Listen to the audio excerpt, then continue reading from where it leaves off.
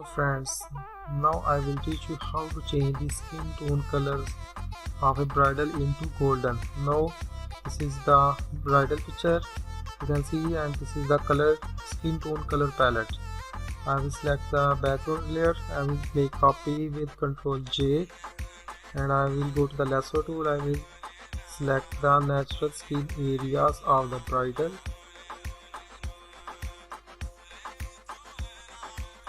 And after that I will go to the filter, blur, average. Now I will press Ctrl D. Now I will go to here, select curves.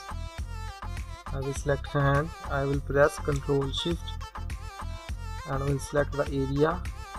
I will go to the RGB mode. I will select red color. Now you can see that 173 input color is very closest to 190. I will select output color 190.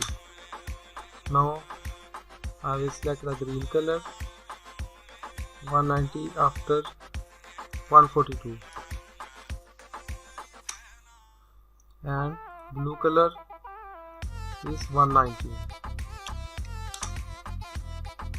Now I will go to the layer. I will leave the background layer. Now this is the before and this is after. This is before, this is after.